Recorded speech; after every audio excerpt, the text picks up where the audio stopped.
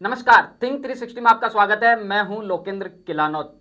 राजस्थान में इसी साल विधानसभा के लिए चुनाव होने वाले हैं और तरह तरह के सर्वे अब बाजार में आ चुके हैं। सी वोटर का एक सर्वे हुआ है। एक तरफ जहां कांग्रेस में सचिन पायलट और अशोक गहलोत का सीट युद्ध लगातार जारी है, वहीं भारतीय जनता पार्टी के बारे में कहा जा रहा है कि दर्जनों नेता ऐसे हैं जिन्हें सीएम की फेस में शामिल किया जा सकता है। अब उसी बात से पर्दा उठाया है सी वोटर के एक सर्वे ने। वहीं अब राजस्थान में पेपर लीक के मामले पर ईडी की धमाकेदार एंट्री हो चुकी है। इन सब मुद्दों पर आज चर्चा करेंगे वरिष्ठ पत्रकार और राजनीतिक विश्लेषक प्रदीप विदावत के साथ में। प्रदीप जी, सी वोटर का एक सर्वे आया है भारतीय जनता पार्टी को लेकर। ये एक और सर्वे आया है जो पहले सरकार की नाक में दम किया हुआ था, Twitter handle 8 PM no CM. ठीक बात है। और अब आजकल थोड़ा पैरेलल चल रहा है मामला। थोड़ा ऑथेंटिसिटी पे बात करते हैं। सी वोटर को काफी सम्मान, उनका ये कहना है कि जो टोटल सैंपल लिए गए हैं वो 85,000, वो उसका बेस कंप्लीटली ट्विटर है। ठीक बात है। और इस पे भी बात करेंगे, सी वोटर्स पे भी। तो सर्वे में बीजेपी में वसुंधरा राजे को सबसे बड़ा फेस ठीक बात बताया गया है। ये तब जाकर है जब वसुंधरा राजे के बारे में ऐसा कहा जा रहा है कि लगातार पार्टी की तरफ से उनको साइडलाइन किया जा रहा है, बड़े छत्र उबारने की कोशिश है। अब आप देखिए, राजेंद्र राठौड़ के बारे में कहा जाता है कि नेता प्रतिपक्ष बनने के बाद में उन्हें सीएम फेस में माना जा रहा है। ओम बिड़ला का नाम उसमें कहीं शामिल नहीं है, राजेंद्र राठौड़ का उसमें नाम कहीं शामिल नहीं है। वसुंधरा राजे टॉप कर जाती हैं। सतीश पूनिया के बारे में कहा जा रहा है। सर्वे आजकल मैनेज तो होने लग गए, इसमें कोई दो राय नहीं है। जैसे सबसे बेहतरीन सर्वे माना जाता था फलोदी सट्टा बाजार का। वो इसलिए माना जाता था कि व्यक्ति दिल और दिमाग से नहीं सोचता, वहां जेब से सोचता है। पिछले चुनाव में कुछ बना नहीं। ठीक है, लेकिन इस पे भी एक ये बात आई कि जो सरकारें हैं उन्होंने कहा कि साहब आप सट्टा लगा के कितने रुपए जीतोगे? बोले 100 करोड़ रुपए, एग्जैक्ट सही सट्टा लगा के। बोले आप 150 पकड़ो, आप बता ये देना। तो ये खेल भी चल रहा है सट्टा बाजारों के साथ में। अब सरकारों और पार्टियों के पास बहुत पैसे हैं और बड़ी संख्या में। अब ये एक आपने जैसे शब्द किया ना, बाजार में कई सर्वे आए हैं। चुनाव तो कभी बाजार नहीं था, लेकिन ये हो गया। ठीक बात है। तो बाजार बड़े स्तर पर प्रभावित कर रहा है चुनाव को। जी नहीं, चुनाव खुद एक बाजार हो गया, एक मार्केट हो गया। वहां अगर आपकी जेब में सामान नहीं है, ठीक बात है, तो कौन आपको पूछेगा? ये जो सर्वे हैं, इसमें एक सर्वे का सैंपल क्या रहा है, किन लोगों तक अप्रोच की गई है। एक बड़ा रोचक सर्वे हुआ था कि भारत में होने वाले 90% सर्वे में लोगों तक तो पहुंचा ही नहीं जाता। अब जैसे मान लीजिए अपन 8 PM वाले सर्वे को कहें तो ये तो कंप्लीटली ट्विटर पे सर्वे है। तो ट्विटर कौन चलाता है? जो कम से कम सीनियर सेकेंडरी पास आउट है ना, जो राजनीतिक मुद्दों की समझ रखता है। तो वो उन लोगों में वैसे थोड़ा बहुत प्रेजुडिसनेस भी होता है, लेकिन सरकार की योजनाएं जो है वो किन तक पहुंची है। तो आपका सैंपल क्या है, वही सी वोटर के साथ में है कि सैंपल क्या लिया है आपने, किस तरह का सर्वे किया है। तो अक्सर वो आंधी के जागरण करते हैं लोग। छोटे बड़े स्तर पर जैसे भी पब्लिक की राय को तो माना जा सकता है। और वसुंधरा राजे के बारे में तो ये बात तब आई है जब ये कहा जा रहा है कि पार्टी उनको लगातार साइडलाइन कर रही है। आबू की रैली में आपने देखा, अजमेर की रैली में आपने देखा, और उसके बावजूद नहीं, अजमेर और इनमें मुझे नहीं लगा एक्चुअल में। वो तो एक वो बनाया जा रहा है माहौल। कहीं ऐसा तो नहीं है? कर्नाटक के बाद में जो प्रेस कॉन्फ्रेंस हुई कर्नाटक रिजल्ट के बाद में, बीजेपी अलग तरीके से चल रही है। ऐसा तो नहीं है? इवन वसुंधरा राजे ने अलग जब वो रैली की थी, उनकी ओर से तो पहले निर्धारित कार्यक्रम था, लेकिन वो तो सतीश पूनिया एंड टीम जो थी वो पैरेलल कार्यक्रम डिसाइड कर रही थी। आलाकमान ने कभी वसुंधरा राजे को ये कहा हो, उसके करने से रोका हो। इवन प्रभारी जो है वो दोनों कार्यक्रमों में गए। तो ये क्या है, एक मीडिया परसेप्शन बनाया गया है कि वसुंधरा राजे को किस तरह से साइडलाइन किया जाए।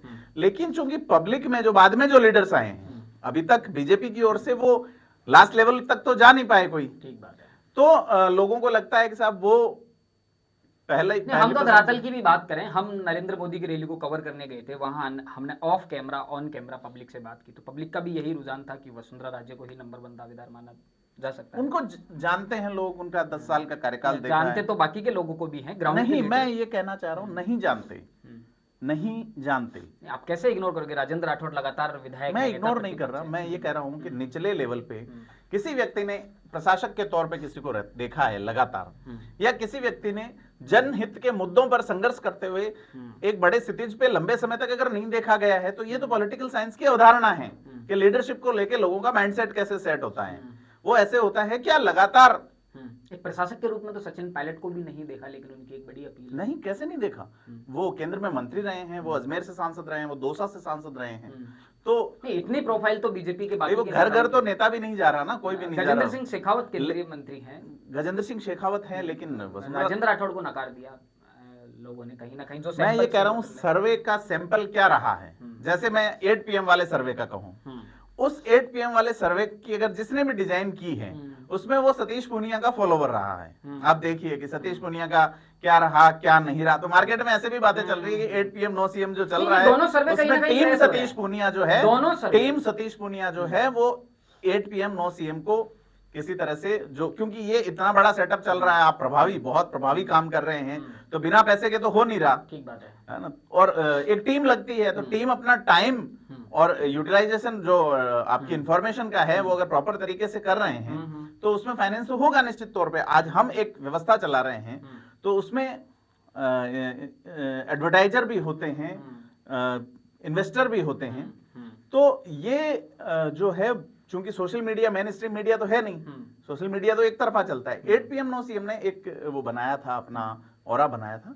अब चुनाव आते आते एक झुकाव साफ तौर पे दिख रहा है। दोनों सर्वे कहीं ना कहीं क्रैश भी तो होते हैं। आप देखिए, एक सर्वे 8 PM 9 CM का जो मेरी दृष्टि में आया था कि इनमें से किस केंद्रीय मंत्री को इस्तीफा देना चाहिए, उसमें टॉप जो थे गजेंद्र सिंह शेखावत के समर्थन में, कि लोगों ने कहा कि गजेंद्र सिंह शेखावत को मंत्री पद से इस्तीफा देना चाहिए। अश्विनी वैष्णव का उसमें नाम शामिल था, अर्जुन मेघवाल का नाम शामिल था, लेकिन टॉप पर वहां पर गजेंद्र सिंह शेखावत आते हैं। लेकिन सी वोटर का जो सर्वे है कि आप किसे भारतीय जनता पार्टी की तरफ से मुख्यमंत्री का प्रबल दावेदार मानते हैं, उसमें गजेंद्र सिंह शेखावत सेकंड रैंक पे। मैं ये कह रहा हूँ, आज जैसे सर्वे सैंपल पे पहले आपके सवाल से मैं कह रहा हूँ कि सैंपल जो है सर्वे का वो क्या है। आप अगर ईस्ट राजस्थान में जाएंगे तो 90% लोग ये कह सकते हैं कि कांग्रेस विचारधारा के लोग कि सचिन पायलट जो है वो सीएम बनने चाहिए। लेकिन वही जो है वो उन इलाकों में तो आपने कह दिया कि साहब हमने तो 15,000 लोगों से पूछा किससे? यूपी का सर्वे क्यों फेल हुआ? यही सर्वे करने वाले थे कि महिलाओं से कोई बात नहीं करता, स्कूल जाने वाले जो बच्चे 12वीं में पढ़ रहे हैं और इस बार वो वोटर होंगे उनसे कोई बात नहीं करता। तो ये एक्चुअल में आप जैसे व्हाट्सएप पे किसी ने उस लिंक भेज दिया सर्वे का, तो अब बीजेपी के व्यक्ति ने उसे शेयर किया है, क्योंकि कांग्रेस गवर्नमेंट में एक काम तो चल रहा है राजीव गांधी युवा मित्रों की ओर से, तो सर्वे उनकी ओर से भी भरा गया है, दोनों ही तरीके के फर्म। तो ये इनको आप ऑथेंटिक नहीं मान सकते। और लेकिन ये क्या एक माइंडसेट को प्रभावित करते हैं, हाँ ये है तो घी में घी सब डालते हैं। तो इसलिए एक माहौल वसुंधरा राजे के लिए कौन काम कर रहा है? मुद्दा तो ये है ना, वसुंधरा राजे टॉप हैं, उनके लिए ऐसी कोई सतीश पूनिया की तरह टीम वसुंधरा राजे नहीं देखी गई है। बीजेपी संगठन उनके साथ नहीं है, कम से कम इस सर्वे में। इस सर्वे में कई सारी चीजें, मैं कह रहा हूँ सैंपल किन के बीच में पहुंचा, किसने पहुंचाया, कौन किसके लिए काम कर रहा है, ये तो कोई पारदर्शी तो है नहीं चीजें। तो इस पे रिजल्ट क्या आया है और रिजल्ट से पहले एग्जाम का पेपर क्या था, है ना। ये राजस्थान है जो कि पेपर लीक और उनसे जूझ रहा है। तो तमाम चीजें जो है कि सतीश पूनिया किस तरह से रन कर रहे हैं, या आप 8 PM वाला सर्वे देखिए, उसमें लगातार उसको ये कर रहे हैं। बड़ी खबर ये है कि ईडी की एंट्री हुई। ठीक बात है, धमाकेदार एंट्री हुई जी। ये कही स्कूल के टाइम में जब अंग्रेजी पढ़ते वक्त मैम बताती थी कि जिसके पीछे ईडी लग जाए वो भूतकाल हो जाता है ना। तो ईडी मतलब इंफॉर्मेशन डायरेक्टर की मैं बात कर रहा हूँ यहाँ पे, अंग्रेजी की नहीं, कि ईडी लग जाए जिसके पीछे। राजस्थान में एंट्री हुई है, अशोक गहलोत ने भी उसको लेके बयान दिया है। बाबूलाल कटारा के घर पे रेड की गई है। लेकिन देखने वाली बात है कि बाबूलाल कटारा का अब तक निष्कासन नहीं हुआ है। आरपीएससी में 3 बड़ी पोस्ट खाली हैं, अभी तक कोई बीजेपी के नेता, और 3 बड़ी पोस्ट से पहले आरपीएससी के रीशफल की मांग पेंडिंग है सचिन पायलट की ओर से। तो मुद्दा ये है, बेसिक मुद्दा जो है जिस पे जाना चाहिए वो ये है। सर्वे, मेरा ये मानना है, डिस्ट्रक्शन ऑफ आज के टाइम में, या जो उसका तरीका है, आप जब पीजी करते हैं पोस्ट ग्रेजुएशन किसी भी सब्जेक्ट में, तो उसमें सर्वे के कुछ फॉर्मेट्स होते हैं। साइकोलॉजी करने वाला अलग तरीके के फॉर्मेट्स यूज करता है, वहां चिंता मापनी यूज होती है, वहां पे आपका स्वभाव का सर्वे होता है, और अगर आप भूगोल का करते हैं तो अलग तरीके से होते हैं। राजनीति विज्ञान का सर्वे बिल्कुल अलग तरीके से होता है। तो बकल को, राइस को, ह्यूम को, लाइबनिज, स्पिनोजा, कांट, उससे पहले अरिस्टोटल, सुकरात, जो राजनीति के बड़े धुरंधर रहे हैं, जिन्होंने कुछ चीजें प्रतिपादित की है, उनके अनुसार अक्सर बहस का विषय रहा है कि राजनीति कोई विज्ञान है या कला है। तो बकल तो ये कहते हैं कि राजनीति तो कलाओं में भी पिछड़ी हुई कला है। तो इसका जो सर्वे और वो है वो प्रयोगशाला, विज्ञान तो तभी होगा जब वो प्रयोगों से पुष्ट होगा। ठीक बात है। तो प्रयोगशाला क्या है राजनीति विज्ञान? साहब इसकी कोई लैब नहीं है। लेकिन राजनीति विज्ञान के समर्थक विचारक ये कहते हैं कि पूरा समाज, पूरी व्यवस्था इसकी प्रयोगशाला है और हर बार अलग तरीके का परिणाम आएगा। पॉलिटिकल स्कूल ऑफ शिकागो में एक बड़ी बहस रही है। बिल्कुल, वो जादू एक कला है या विज्ञान है, उसी तरह की राजनीति। जादूगरी तो कल हमने भी देखी। दरअसल कल माली समाज का एक बड़ा महासंगम था और वहां जो जादूगरी देखने को मिली उसकी चर्चा राजस्थान के मीडिया में भी है। मंच पर केशव प्रसाद मौर्य थे, राजेंद्र गहलोत थे, तमाम जो भाजपा के दूसरे नेता, मैं भूपेंद्र सैनी का नाम लूंगा जो यूथ बोर्ड के चेयरमैन रहे हैं, तमाम लोग थे। लेकिन जो पब्लिक के हाथ में तख्तियां थी वो थी फिर एक बार गहलोत सरकार। ऐसा लग रहा था कि कोई महंगाई राहत कैंप है या फिर पीसीसी राजस्थान का कोई कार्यक्रम है। और जिस तरह की वर्ष में इस तरह मजेदार बात आप ये देखिए कि जिस तरह के नारे सचिन पायलट के लिए लगा करते हैं, Sachin Pilot I love you, कल वहां सुनाई दे रहा था जादूगर आई लव यू। क्या लगता है कि अशोक गहलोत, तो इनका आप तीसरा कार्यकाल देखिए, इन्होंने कई बार इस बात को दोहराया है कि माली कम्युनिटी से आने वाला एक आदमी राजस्थान का मुख्यमंत्री बन जाता है। अब तक अशोक गहलोत पर इस तरह की कोई छाप नहीं थी, कोई मार्क नहीं था कि वो अपनी जाति के नेता हैं। हमने लोगों से बात भी की तो उन्होंने कहा था कि यकीनन अशोक गहलोत जो है वो खुले तौर पे कभी भी उन्होंने अपने समाज को लेके बात नहीं की। इस बार कहना शुरू हुए हैं वो। और आप ये देखिए कि चाहे वो माली समाज से जो शर्मा सरनेम वाले जो हैं आरपीएससी में मेंबर बनाए गए हैं, तो कुमार विश्वास की पत्नी जो है मंजू शर्मा का, और इसके अलावा आप ये देखिए देवाराम सैनी की एक फाइल पेंडिंग है आरपीएससी मेंबर के लिए। तो इन 2-3 आरोपों के चलते उनको कहने की कोशिश की गई, लेकिन अशोक गहलोत माली समाज के नेता नहीं है साफ तौर पे। अब ऐसा लग रहा है कि माली समाज अशोक गहलोत को लेकर डेडिकेटेड है, सारा कुछ है। और लेकिन केशव मौर्य को अपने मंच से कहना पड़ा, उनको अपना स्पीच बीच में रोकना पड़ा। केशव प्रसाद मौर्य का एक कद है, भारतीय राजनीति में एक कद है, उत्तर प्रदेश के वो डिप्टी सीएम है, उत्तर प्रदेश जैसे प्रदेश के डिप्टी सीएम हैं, और वो उत्तर प्रदेश से चलकर राजस्थान आते हैं। मंच संचालक को ये कहना पड़ा कि कोई अतिथि अगर बाहर से आया है उसे सुनना चाहिए, लेकिन तख्तियों का जो शोरगुल था, तख्तियां लहराने का जो तरीका था, केशव मौर्य को अपना स्पीच रोकना पड़ा और ये कहना पड़ा कि अशोक गहलोत भी माली समाज के सिरमौर हैं। तो ये कहीं ना कहीं एक बड़ी अपील माली समाज में अशोक गहलोत बिल्कुल बढ़ती है। देखिए, समाज अपेक्षा करते हैं, हर समाज की रैली हो रही है, हम जा रहे हैं, समाज चाहता है कि उसका व्यक्तित्व गर्व महसूस करता है, लोग प्रेरित होते हैं। अपना एक हीरो होता है तो उसको लेके सारे सीएम नहीं बनेंगे, लेकिन कोई विधायक बनने की सोचेगा, कोई सब इंस्पेक्टर बनने की सोचेगा। आप अशोक गहलोत की से मजबूती मानते हैं या कमजोरी मानते हैं कि एक जो सबसे बड़ी जो देखिए, अशोक गहलोत ने कभी भी माली लीडर होने की कोशिश नहीं की। ठीक बात है। अब कोई बनाने की कोशिश कर रहा है तो इसके लेकिन ये एक नेगेटिव तो था ही अशोक गहलोत का कि कोई भी एक अग्रेसिव लॉबी उनके पीछे नहीं है, एक जो पूरे राजस्थान भर में वो ही उनकी खासियत थी। तो ये कहीं ना कहीं एक अग्रेसिव लॉबी, इसको इनकी खासियत मानी जाएगी कि अग्रेसिव लॉबी होती है तो उसके नुकसान होते हैं। सचिन पायलट को आप सिर्फ गुर्जर समाज का नेता नहीं कह सकते, उनके लिए भीड़ उन इलाकों में भी उमड़ती है और ज्यादा उमड़ती रही है जहां गुर्जर समाज नहीं है। लेकिन अगर आप उनको उन जॉनर में बांधने की कोशिश करते हैं तो ये छोटे और कुत्सित तरीके के प्रयास है। अशोक गहलोत को भी माली समाज के नेता के रूप में बांध के रखना, और इधर सचिन पायलट को भी, दोनों ने अपनी एक अलग वो बनाई है। चूंकि राजेश पायलट की एंट्री, सचिन पायलट की एंट्री राजेश पायलट जी के निधन के बाद हुई, फिर और अशोक गहलोत ने अपना कद शुरू से ही खुद बनाया। बाद में सचिन पायलट भी संगठन में, सरकार में लगातार सक्रिय रहे हैं और उन्होंने अपनी एक अलग छाप छोड़ी है। लेकिन अशोक गहलोत और सचिन पायलट को आप किसी कास्ट का लीडर बना के नहीं रख सकते, क्योंकि 50 साल तक की उनकी राजनीति अशोक गहलोत की वो एक अलग तरीके की राजनीति रही। ठीक बात है। सतीश पूनिया पर थोड़ा सा लौटेंगे, दोनों सर्वे की बात करेंगे। दोनों जगह सैंपल उसका जो भी रहा वो आपने क्लियर किया है कि उसका सैंपल क्या है और वो किन लोगों तक पहुंचा है।